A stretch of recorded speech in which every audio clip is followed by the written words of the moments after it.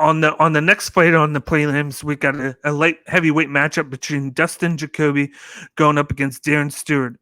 Dustin Jacoby is coming in at 14-5-1 and is the minus 175 favorite, whereas Darren Stewart is coming in at 12-7 and is the plus 150 underdog. First, you got Dustin Jacoby, who's fighting out of Springfield, Illinois. He's 33 years old, 205 pounds. He's 6'3" with a 78-inch reach, and he fights out of Finley's Hit Squad Gym. Then you got Darren Stewart, who's fighting out East London, England. He's 30 years old, 204 pounds. He's 6 foot with a 74-inch reach, and he fights out of MMA Clinic Gym. This is an intriguing matchup because first you got Dustin Jacoby, who has a kickboxing background and has very good kicks. He tends to switch his stance a lot in fights to look for openings for his body kicks. And he also throws calf kicks and high kicks when his opponents are in a duplicate stance. His offense is built around his kicks and his jab. He tends to leave his hands low and always has his head on the center line. Jacoby is okay being on his back in fights, but also is hard to keep down if he's trying to get up. He tends to slow down later in fights if he starts out too fast. Then you got Darren Stewart, who's a smooth mover. He likes the straight right and stiff jab when he's striking. He likes to throw down, but needs to avoid trained power shots. He makes too many mistakes in the clinch and gives away control too easily. He has really good cardio. Lead left kick has been a nice addition to his arsenal, but he tends to always produce low volume in fights. I think that's going to be the big key in this fight. Is the low volume, because I feel like they're going to trade Dan Stewart. His cardio is going to be something that works on Jacoby, and I think Jacoby's going to kind of game plan for that, and he's going to try and limit how crazy he goes in this fight, because he tends to get crazy with the jab and the leg kicks, and then it tries to explode on his opponent with those big shots that he throws at times.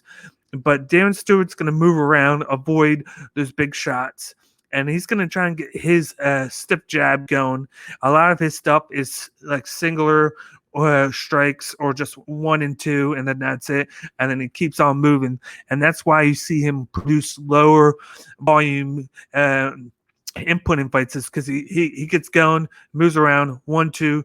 Gets around moving, then he goes back to it maybe like 20, 30 seconds later, but he's constantly moving around, and then he's looking for openings to go for the takedowns on his opponent, which is sneaky because he's not known to being crazy with the wrestling. He just uses it to catch his opponents off guard, and that's why he's called the doctor, essentially, in the MMA. But I think Dustin Jacoby is going to come in. He's going to implement his calf kicks right away to limit the movement of Darren Stewart. Then he's going to come in and get the jab going, and he's going to produce shots to the legs and the body. And I think the power shots are going to be there, but I think he's going to be all about getting the volume up, getting Darren Stewart behind on the judges' cards.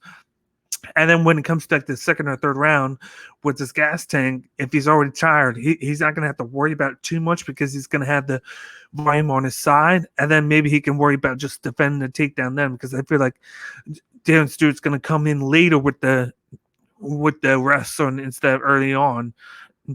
And at the end of the day, I feel like for some reason, I feel like in round 2 or 3, Stewart's going to make a mistake, and I think Dustin Jacoby is going to capitalize on it, knowing that I just feel like he's the more hungrier fighter.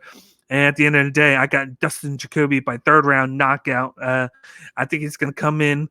Darren Stewart's going to telegraph his takedown on Dustin Jacoby, and Dustin Jacoby's he's gonna figure it out right away. He's gonna know it's coming, and he's going to hit him with the left hook to the face, and it's going to put Darren Stewart down, and then Jacoby's going to get on top of him and finish him with the ground and pound for the victory.